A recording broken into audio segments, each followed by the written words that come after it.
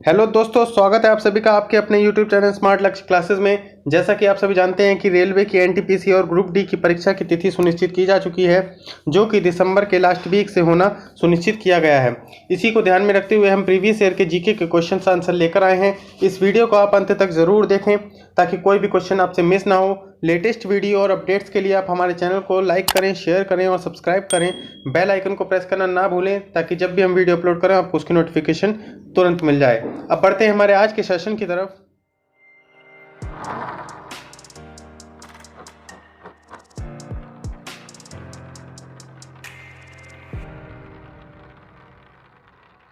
पहला क्वेश्चन है फ्रेंड्स, जीवों और पर्यावरण के बीच की अनोन्य क्रिया के वैज्ञानिक विश्लेषण और अध्ययन को क्या कहा जाता है? ऑप्शन है फ्रेंड्स पारिस्थितिकी, सेकंड ऑप्शन सूक्ष्म विज्ञान, थर्ड ऑप्शन कीट विज्ञान, फोर्थ ऑप्शन पक्षी विज्ञान। आंसर बताइए फ्रेंड्स फटाफट से कमेंट बॉक्स में। इसका आंसर है फ्रेंड्स पारिस्थितिकी। जीवों और पर्यावरण के बीच की अनोन्य क्रिया के वैज्ञानिक विश्लेषण और अध्ययन को पारिस्थितिकी कहा जाता है। सेकंड ऑप्शन है सूक्ष्म विज्ञान। सूक्ष्म विज्ञान के अंतर्गत फ्रेंड्स वह जीव जिन्हें हम प्रत्यक्ष रूप से नंगी आंखों से नजरों से नहीं देख सकते हैं, उन्हें सूक्ष्म जीव कहा जाता है और उन्हीं का अध्ययन करने वाला सब्जेक्ट फ्रेंड्स सूक्ष्म विज्ञान कहलाता है। कीट विज्ञान में फ्रेंड्स हम जिन्हें अपनी आंखों से देख सकते हैं उन्हें कीट विज्ञान कहा जाता है और उसका अध्ययन करने वाले सब्जेक्ट को कीट विज्ञान कहा जाता है। पक्षियों का अध्ययन विज्ञान फ्रेंड्स, जैसा कि नाम से ही स्पष्ट हो रहा है कि पक्षियों का अध्ययन करने वाला सब्जेक्ट फ्रेंड्स पक्षी विज्ञान कहलाता है। अब बढ़ते हैं हमारे अगले क्वेश्चन की तरफ। तो हमारा अगला क्वेश्चन है फ्रेंड्स, आधुनिक प्रिंटर की गति को मापने के लिए निम्नलिखित में से कौन सी इकाई का प्रयोग किया जाता है? ऑप्शन ए फ्रेंड्स अक्षर प्रति मिनट सीपीएम, सेकंड ऑप्शन पंक्ति प्रति मिनट आईपीएम, थर्ड ऑप्शन पृष्ठ प्रति मिनट पीपीएम, फोर्थ ऑप्शन शब्द प्रति मिनट डब्ल्यूपीएम अर्थात वर्ड पर मिनट। आप आंसर बताइए फ्रेंड्स कमेंट करके कमेंट बॉक्स में फटाफट से। इसका आंसर है फ्रेंड्स पृष्ठ प्रति मिनट अर्थात ऑप्शन सी पीपीएम पर पेज पर प्रति मिनट। इसका आंसर है फ्रेंड्स आधुनिक प्रिंटर जितने भी होते हैं उन सभी की जो गति होती है उसको मापने की जो इकाई होती है उसे पीपीएम बोला जाता है और वर्ड पीपीएम जो होता है उसे कीबोर्ड के लिए बोला जाता है। उसमें कीबोर्ड में शब्द प्रति मिनट कितनी देर में टाइप किया जा सकता है उसके लिए इसका प्रयोग किया जाता है। अब बढ़ते हैं हमारे थर्ड क्वेश्चन की तरफ। तो हमारा थर्ड क्वेश्चन है फ्रेंड्स, निम्न में से कौन सा स्टेम सेल का एक प्रकार नहीं है? ऑप्शन है फ्रेंड्स नाभि रज्जु, सेकंड ऑप्शन भ्रूण, थर्ड ऑप्शन भ्रूण मूलीय या फोर्थ ऑप्शन भेद। इसका आंसर बताइए फ्रेंड्स फटाफट से कमेंट करके कमेंट बॉक्स में। इसका आंसर है फ्रेंड्स ऑप्शन फोर्थ मेद। मेद को फ्रेंड्स फैट बोलते हैं। फैट जो है स्टेम सेल का एक प्रकार नहीं है। नाभि रज्जु और भ्रूण मूलीय यह एक स्टेम सेल के उदाहरण है। इंग्लिश में नाभि रज्जु को बोला जाता है MUMBILICAL और भ्रूण को बोला जाता है FETAL और भ्रूण मूलीय को बोला जाता है फ्रेंड्स EMBRYONIC एम्ब्रोनिक। ठीक है, अब बढ़ते हैं हमारे अगले क्वेश्चन की तरफ। तो हमारा अगला क्वेश्चन है फ्रेंड्स, महान सम्राट अशोक किस वंश के थे? ऑप्शन है फ्रेंड्स मौर्य वंश, मुगल वंश, गुप्त वंश या चोर वंश। आंसर बताइए फ्रेंड्स। महान सम्राट अशोक फ्रेंड्स मौर्य वंश के शासक थे। जैसा कि नाम से ही स्पष्ट है ये मौर्य वंश के शासक थे। काफी आप लोगों ने इनके बारे में पढ़ भी रखा होगा। सम्राट अशोक का जो पूरा नाम था फ्रेंड्स वो था देवान प्रिय अशोक मौर्य अर्थात राजा प्रियदर्शी देवताओं का प्रिय था। इनका जो राजकाल था फ्रेंड्स वो था 268 से 232 BCE। ओके, और जो इनकी पिता का नाम था वह था फ्रेंड्स बिंदुसार और जो इनकी माता का नाम था सुभद्रांगी और रानी धर्मा जी थी ये। इनका राज्याभिषेक हुआ था फ्रेंड्स 270 ईसा पूर्व में और इन्होंने जो है अशोक स्तंभ, अशोक चिन्ह इन्होंने बनवाए थे। अब बढ़ते हैं फ्रेंड्स अगले क्वेश्चन की तरफ। तो हमारा अगला क्वेश्चन है फ्रेंड्स, निम्नलिखित मस्जिदों में से मुगल सम्राट शाहजहां द्वारा किया गया था। निम्नलिखित मस्जिदों में से किसका निर्माण मुगल सम्राट शाहजहां द्वारा किया गया था? ऑप्शन है friends Jama Masjid, second option बादशाही मस्जिद लाहौर, थर्ड ऑप्शन काबुली बाग मस्जिद हरियाणा, फोर्थ ऑप्शन किला कुहाना मस्जिद दिल्ली।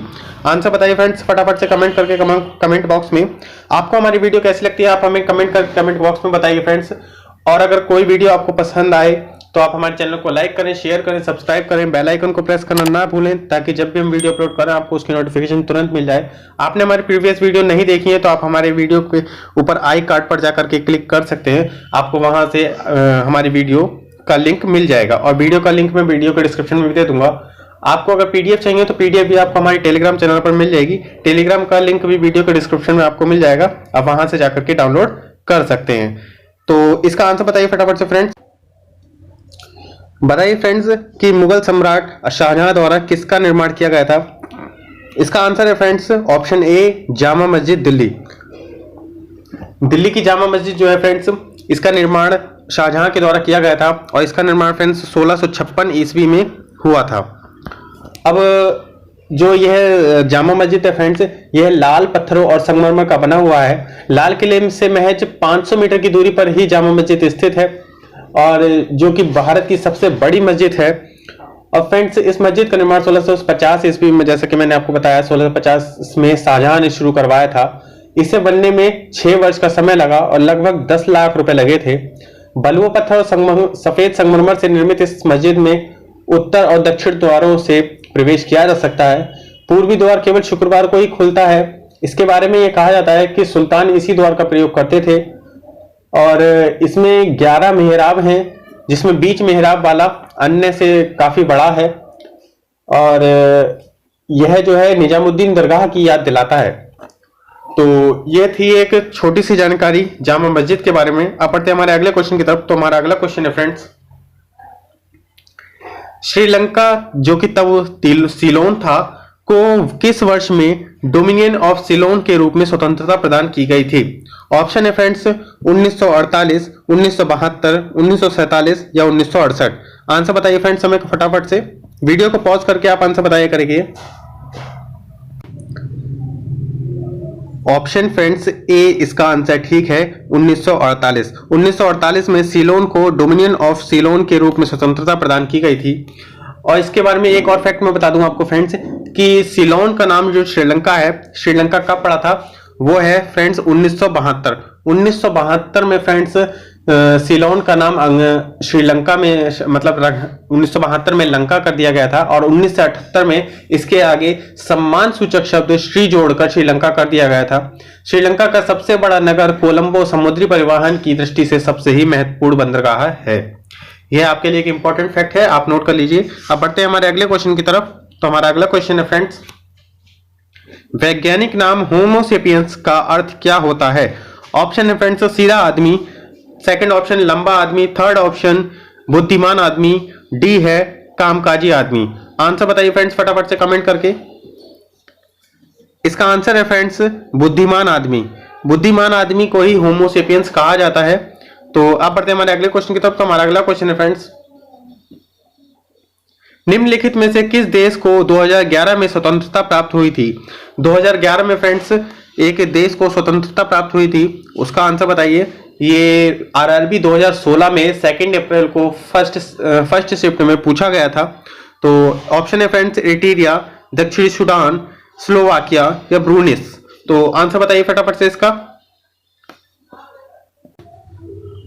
फ्रेंड्स इसका आंसर है ऑप्शन बी दक्षिणी सूडान।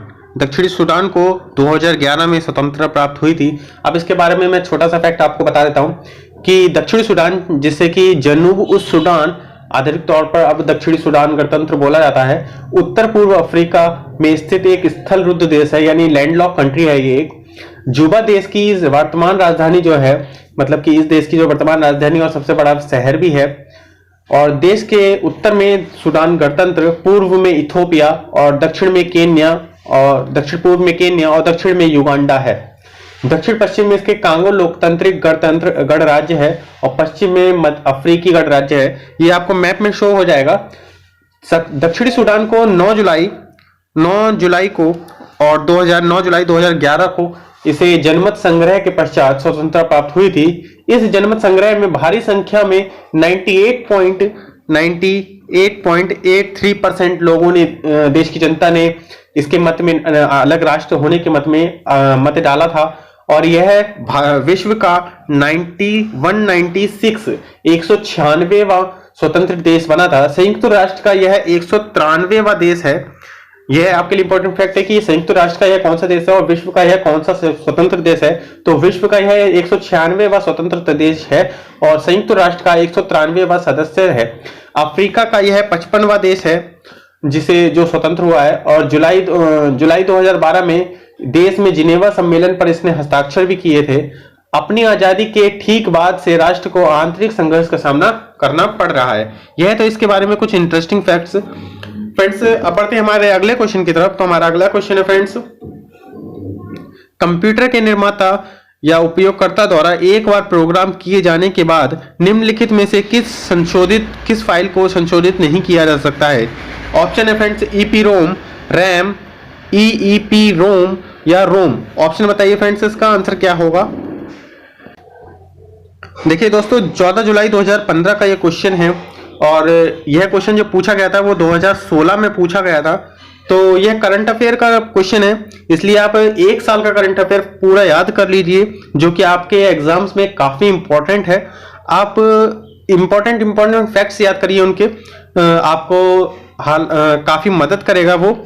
तो इसका आंसर मैं आपको बता देता हूं। इसका आंसर है फ्रेंड्स न्यू होराइजन्स जो नासा का अंतरिक्ष यान था उसका उद्देश्य जो था वो प्लूटो ग्रह की पर जो प्रणालियां थी, मतलब प्लूटो ग्रह के बारे में वह जानकारी एकत्र करने के लिए उसे 14 जुलाई 2015 को भेजा गया था। अब पढ़ते हैं हमारे अगले क्वेश्चन की तरफ। तो हमारा अगला क्वेश्चन है फ्रेंड्स, ऑप्शन 2016 में दुनिया की सर्वप्रथम तेजी से असर करने वाला रेबीज रोधी दवा को जो लॉन्च कहां हुआ था। ऑप्शन है फ्रेंड्स इसके भारत, इंग्लैंड, दक्षिण अफ्रीका, जर्मनी। आंसर बताइए फटाफट से फ्रेंड्स। रग्बी विश्व कप फ्रेंड्स की मेजबानी कौन सा देश करेगा। इसका आंसर है फ्रेंड्स जापान। 2019 में जापान ने रग्बी विश्व कप की मेजबानी की है। अब नेक्स्ट रग्बी विश्व कप कब होगा तो उसकी डेट मैं आपको बता देता हूं। रग्बी विश्व कप फ्रेंड्स 8 सितंबर 2023 को होने वाला है, 2023 में। और इसकी मेजबानी कौन करेगा, कौन सा देश करेगा फ्रेंड्स। इसकी मेजबानी फ्रेंड्स फ्रांस करेगा। आप यह नोट कर लीजिए और याद कर लीजिए कि 8 सितंबर 2023 से लेकर के 21 अक्टूबर 2023 तक फ्रांस इस रग्बी वर्ल्ड कप की मेजबानी करेगा। मैंने इसका आपको आंसर बता दिया। अब बढ़ते हैं हमारे अगले क्वेश्चन की तरफ। तो हमारा अगला क्वेश्चन है फ्रेंड्स, रामखेलिया किस राज्य का एक लोक नृत्य है। ऑप्शन है फ्रेंड्स हरियाणा, केरल, बिहार, मध्य प्रदेश। आंसर बताइए फ्रेंड्स फटाफट से, इसका क्या है। रामखेलिया एक लोक नृत्य है और किस राज्य का यह लोक नृत्य है, इसका आंसर बताना है आपको। एक मेजर इंपॉर्टेंट लोक नृत्य होते हैं, ये आपको याद कर लेने हैं कि कौन कौन सा लोक नृत्य किस राज्य से संबंधित है। इसका आंसर है फ्रेंड्स बिहार। रामखेलिया जो नृत्य है वो बिहार का एक लोक नृत्य है। तो ये इसका आंसर ऑप्शन सी है, सी इसका आंसर ठीक होगा। अब बढ़ते हैं हमारे अगले क्वेश्चन की तरफ। तो हमारा अगला क्वेश्चन है फ्रेंड्स, यदि एक सर्किट का प्रतिरोध 2 गुना किया जाता है तो वोल्टेज को समान रखने के लिए सर्किट में प्रभावित विद्युत धारा का अनुपात क्या होगा। ऑप्शन है फ्रेंड्स, वह आधी घट जाएगी या आधी बढ़ जाएगी, स्थिर रहेगी या शून्य हो जाएगी। आंसर बताइए फ्रेंड्स फटाफट से इसका। क्वेश्चन नंबर 17 का आंसर है फ्रेंड्स ऑप्शन बी, वह आधी घट जाएगी। यदि एक सर्किट का प्रतिरोध 2 गुना कर दिया जाता है तो उसके वोल्टेज को समान रखने के लिए जो विद्युत धारा होगी वह उसकी घट जाएगी। ठीक है, अब बढ़ते हैं हमारे अगले क्वेश्चन की तरफ। तो हमारा अगला क्वेश्चन है फ्रेंड्स फ्रेंड्स यह रीजनिंग का क्वेश्चन है। रीजनिंग के क्वेश्चंस को देखने के लिए आप हमारी प्रीवियस वीडियोस को ध्यान से देख लीजिएगा, उसमें मैंने इसे समझाया है ठीक से। तो मैं इसका आंसर बता देता हूं आपको। इसका आंसर है फ्रेंड्स मामा। विजय शर्मिला से कैसे संबंधित है। यदि वह अपनी माँ की इकलौती पोती की बेटी के रूप में परिचय कराता है तो वह उससे किस तरह से संबंधित है, वह उसका मामा हुआ। इन वीडियोस को आप हमारे टेलीग्राम पर भी देख सकते हैं और चैनल पर भी जाकर के आप डायरेक्ट वीडियो को चेक कर सकते हैं। अब बढ़ते हैं हमारे अगले क्वेश्चन की तरफ। तो हमारा अगला क्वेश्चन है फ्रेंड्स, मानव शरीर में मौजूद निम्नलिखित कोशिकाओं में से किसमें माइटोकॉन्ड्रिया नहीं पाया जाता है? ऑप्शन है फ्रेंड्स, लाल रक्त कोशिका, युकृत कोशिका, या मांसपेशी कोशिका, या श्वेत रक्त कोशिका। आंसर बताइए फ्रेंड्स फटाफट से। यह बायोलॉजी का क्वेश्चन है। मानव शरीर में से किस में मौजूद कोशिकाओं में माइटोकॉन्ड्रिया नहीं पाया जाता है? तो इसका आंसर है फ्रेंड्स लाल रक्त कोशिका। लाल रक्त कोशिकाओं में से फ्रेंड्स मानव शरीर की माइटोकॉन्ड्रिया जो है मानव कोशिकाओं में नहीं पाया जाता है। लाल रक्त कोशिकाओं में माइटोकॉन्ड्रिया नहीं पाया जाता है। अब बढ़ते हमारे अगले क्वेश्चन की तरफ। तो हमारा अगला क्वेश्चन है फ्रेंड्स, निम्नलिखित ग्रहों का कोई भी चंद्रमा मतलब कि कोई भी उपग्रह नहीं है। कौन सा ऐसा ग्रह है जिसका कोई भी उपग्रह नहीं है? तो इसका आंसर ज्यादा सोचने की जरूरत नहीं है। एक शुक्र ग्रह ऐसा है जिसका कोई भी उपग्रह नहीं है। तो बढ़ते हैं हमारे अगले क्वेश्चन की तरफ। तो हमारा अगला क्वेश्चन है फ्रेंड्स, आप हमें ये बताइए कमेंट करके कि किस बृहस्पति का और शनि के कितने उपग्रह हैं। अभी रिसेंटली ये अपडेट भी हुआ है, इसलिए आप हमें ये करंट अफेयर में रहा भी है, आप बता दीजिए, वरना मैं आपको नेक्स्ट वीडियो में इसका आंसर दे दूंगा और इस वीडियो के कमेंट में मैं उसे पिन भी कर दूंगा। आप हमें कमेंट करके कमेंट बॉक्स में आंसर बता दीजिएगा। ऑप्शन है फ्रेंड्स, क्वेश्चन है हमारा 21, बाह्य अंतरिक्ष में यात्रा करने वाला प्रथम मानव कौन सा था? Option A friends Neil Armstrong, option B Yuri Gagarin, option C Buzz Aldrin, option D John Glenn. Answer बताइए फटाफट से फ्रेंड्स इसका। बाह्य अंतरिक्ष में यात्रा करने वाला प्रथम मानव कौन था? आप सभी सोच रहे होंगे कि नील आर्मस्ट्रांग। फ्रेंड्स वह गलत है। नील आर्मस्ट्रांग पृथ्वी चंद्रमा पर कदम रखने वाले पहले व्यक्ति थे। यूरी गागरिन इसका सही आंसर है। ऑप्शन बी यूरी गागरिन बाह्य अंतरिक्ष में यात्रा करने वाला प्रथम मानव था और इन्होंने 12 अप्रैल 1961 को फ्रेंड्स अर्थ के मतलब कि पृथ्वी के बाहर बाह्य कक्षा में, पृथ्वी के बाहर बाह्य अंतरिक्ष में इन्होंने अपनी परिक्रमा पूरी की थी और यह यात्रा बाह्य अंतरिक्ष में यात्रा करने वाले प्रथम मानव थे। इनकी जो डेट ऑफ बर्थ है फ्रेंड्स वह 9 मार्च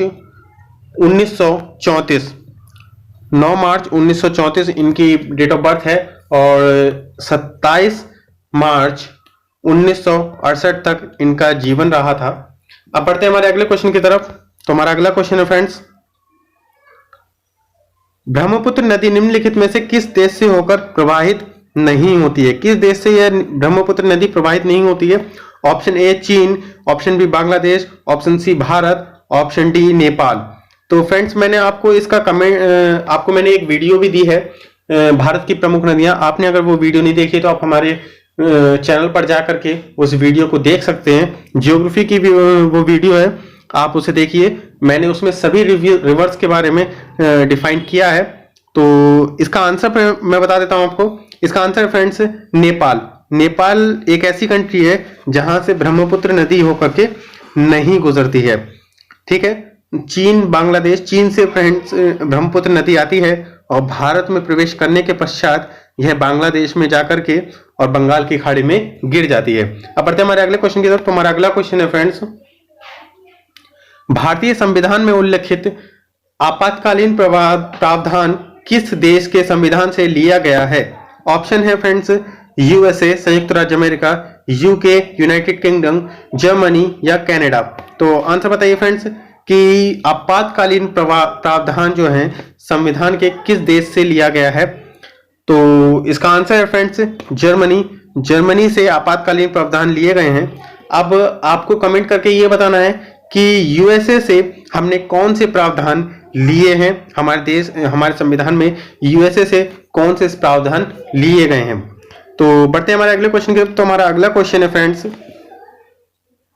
निम्नलिखित भारतीय राज्यों में से किसमें केसर की खेती की जाती है? Option A Jammu Kashmir, option B UP, option C Assam, option D Sikkim.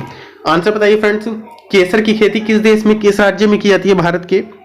तो इसका आंसर है फ्रेंड्स जम्मू कश्मीर, अर्थात ऑप्शन ए इसका ठीक होगा। जम्मू कश्मीर राज्य ही एक ऐसा राज्य है जहां पर केसर की खेती की जाती है। केसर मतलब कि सैफरन की खेती की जाती है। अब बढ़ते हैं हमारे लास्ट क्वेश्चन की तरफ। तो हमारा लास्ट क्वेश्चन है फ्रेंड्स, निम्नलिखित में से कौन सा जल प्रदूषण का कारण नहीं है? और आंसर बताना है फ्रेंड्स इसका कि ऑप्शन ए समुद्री डंपिंग, ऑप्शन बी घर का कचरा, ऑप्शन सी तट पर मछली पकड़ना या ऑप्शन डी तेल फैलाना। अब इसका आंसर बताइए फ्रेंड्स। और बिल्कुल इजी आंसर है इसका कि ऑप्शन सी आप सही सोच रहे हैं, तट पर मछली पकड़ना। ऑप्शन सी इसका आंसर ठीक होगा, जल प्रदूषण का एक कारण नहीं है। समुद्र में कचरा फेंकना या समुद्री डंपिंग करना और घर का कचरा सब पानी में फेंकना या समुद्र में फेंकना और तेल फैलाना, यह सभी जल प्रदूषण के एक कारण हैं। फ्रेंड्स, आपको हमारी वीडियो कैसी लगती है आप हमें कमेंट करके कमेंट बॉक्स में बताइए। और आप हमारे चैनल पर अगर नए हैं तो आप हमारे चैनल को लाइक करें, शेयर करें, सब्सक्राइब करें, बेल आइकन को भी प्रेस करना ना भूलें ताकि आपको वीडियो की नोटिफिकेशन तुरंत मिल जाए। आप हमारे टेलीग्राम चैनल पर भी जुड़ सकते हैं। टेलीग्राम चैनल का लिंक वीडियो के डिस्क्रिप्शन में मिल जाएगा आपको, और आप पीडीएफ भी आपको वीडियो टेलीग्राम पर और वीडियो के डिस्क्रिप्शन में आपको मिल जाएगी। आप हमें इंस्टाग्राम पर भी फॉलो कर सकते हैं, फेसबुक पेज पर आप हमारे लाइक कर सकते हैं। अगर आपके कोई सुझाव हो तो आप हमें इस पते पर educationhubsmart@gmail.com पर भेज सकते हैं। अब मिलते हैं हम आपसे नेक्स्ट वीडियो में, तब तक के लिए फ्रेंड्स जय हिंद, जय भारत, वंदे मातरम।